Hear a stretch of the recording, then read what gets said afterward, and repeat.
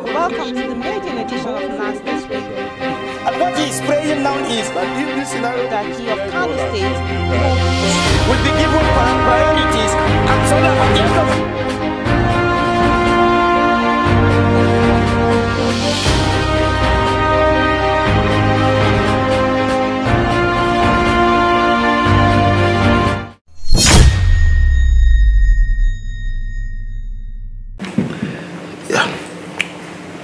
Good day, Honorable. How are you? Fine, sir. Kindly introduce yourself. I'm Honorable Prince Bayo Balogun, member representing Ibeju-Lekki Federal Constituency of Lagos State. Okay, thank you very much, sir. You moved the motion on the declaration of state of emergency on electricity in Ibeju-Lekki Federal Constituency of Lagos State. Give us an insight as to why you moved the motion. Well, let's say about 20 years ago, Ibeju-Lekki happens to be one of the local government that enjoys good quality electricity. And then the population was very quite small. And that's until the development ushered in by Ashwaju, the bringing in of the free trade zone, which led to the deep sea port, Dangote refinery, and all other real estate development moving into Ibeju-Lekki. Today, Ibeju-Lekki is the fastest growing local government in Nigeria in terms of development.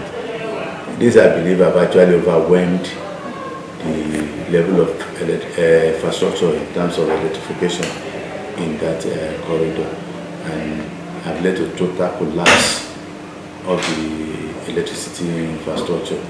And there is a need to generally coming to upgrade whatever we have in that corridor. And if we look at the landmass, Ibeju-Lekki is about 1/4 of total landmass of Lagos.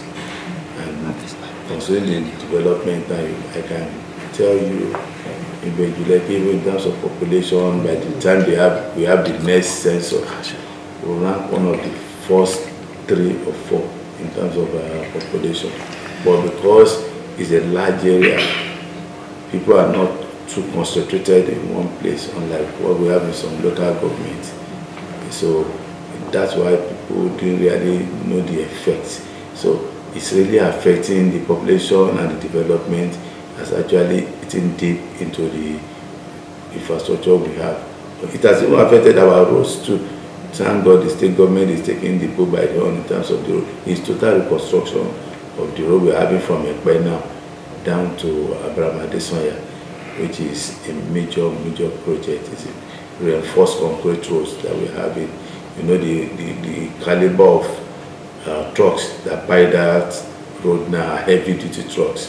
30 tons, 40 tons, 50 tons trucks are applying that road on a daily basis. And so there's generally need for upgrading of our infrastructure, and that of electricity is very key. It has affected the development, the economy of the area. People can no longer trade. People can no longer do businesses. Those who are trying to do their businesses are running at a loss because the overhead is getting too high. Imagine ordinary barber needing to be spending, buying 10 liters or 5 liters every day to do ordinary barbing salon.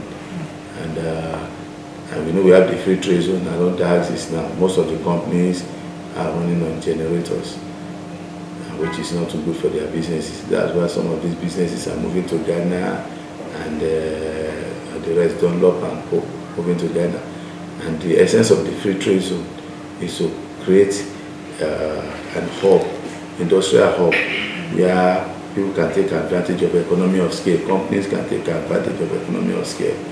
And in the free trade zone, the price must be very cheap. That means your inputs must come in cheap. All your factors of production must be cheap. So in a situation where you are running on diesel and petrol, you can never get good pricing.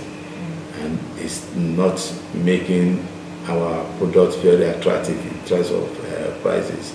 So we hope the federal government will take the bull by the horn this time around and ensure that an holistic approach is taken to ensure that we solve the matter once and for all. Yes, over time there are some palliative that have been done. You see the light come up, within 15 minutes it's gone, and it might be the next 3-4 months before they will come back and see what they could do again. After trying something, within the next few days it's also gone. So it's been up and down for years. I personally use about 50 liters of diesel every day.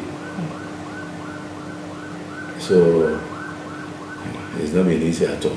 So we hope the relevant agency will come in and ensure that in the 2024 budget, adequate provision is made to ensure that electricity in that area is gradually improved and resuscitated. Representation of my bill for the Federal Medical Center in Ibeju-Lekki. Yes, actually, we got to the second reading at the Senate for current in the last dispensation. Unfortunately, we couldn't see it through because towards the end of the dispensation, there was a lot of rush. You know, many members went for the election, and coming back, everybody struggled to push through their bills. But luckily, due to the amendment in our rules, every bill that passes for concurrent at the Senate will no longer start de novo. So all we need to do is get it for first reading. After first reading, it's sent for the committee of the whole. So I think we've been able to move that today. So it's been transmitted to the committee of the whole. So where consideration will be made. So after that, it goes to the Senate. So I believe in the next, although we'll be going for a break now. So if not for that, I would have said in the next 8 working weeks, we should have it ready for the president's assent. So, and that's one major bill that is going to help in the health management of our local government. Like I said, the size of Ibeju-Lekki and considering Ekpetu, my neighboring local government, and Etiosa, those 3 local governments alone are more than half of the size of Lagos State. So, and having a federal hospital like that will really help. Although presently we have an annex. One of the primary health center sponsored by myself is located at Labora Wode in Ibeju-Lekki, and we made it the annex for the Federal Medical Center in Meta, because that's one we have in Lagos State for now. So they are using it as an annex, and it's really helping. So by the time we have a full-fledged Federal Medical Center, so a bigger facility will then be created. So, and you know, the development in that, as like I said, there are a lot of health hazard and emergencies where you have big industries, the refinery, the deep sea port, generally talking about the free trade zone. There will be a lot of accidents, and there must be adequate medical facility to be able to handle such accidents when they occur. So that's one of the reasons it's very important that we push through the Federal Medical Center. And that will be an opportunity for us to get assistance from the federal government, because the general hospitals will only be funded by the state government, where the PACs, primary health center, will be funded by the local government. So if you do, a Federal Medical Center will give an opportunity for the federal government to have an input in the medical service of the local government. Okay. Please, sir, finally, sir, please, this is the 10th Assembly, and you are now a ranking member. I know your constituents actually enjoy your being in the 9th Assembly. So briefly, what should they be expecting this 10th Assembly from you, sir? Well, that's why we've actually hit the ground running. This time around, they should be expecting more bills that will be directly affecting the federal constituency. I think last week too, I had the first reading for the diving school to be cited at Ibeju-Lekki. You know, we have a 64-kilometer beachfront in Ibeju-Lekki. Out of the 108 kilometer beachfront we have in Lagos, 64 kilometer is in Ibeju-Lekki, and with the deep sea port and some other auxiliary development within that area. So having a deep diving institute, it would be a good idea. So I've been able to push that for the first reading, and we also hope that before the end of this year, we'll get it signed by the president. And the Federal School of Fisheries and Federal School of Fisheries is also ongoing. It's an annex by the one in Victoria Island. So we ensure that it will get started this year.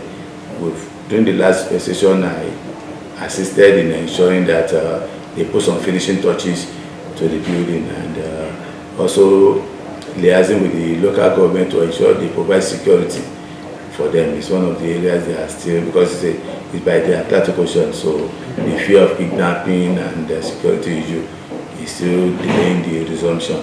So I have liaised with the local government chairman, and he has promised to cite a police post to ensure that they have good security there. So by the time, I think before the end of this year too, the school also come live, and we also want to ensure that this time around, all the opportunities we have in the area, the free trade zone, the deep sea port, and all these companies also employ more of our people.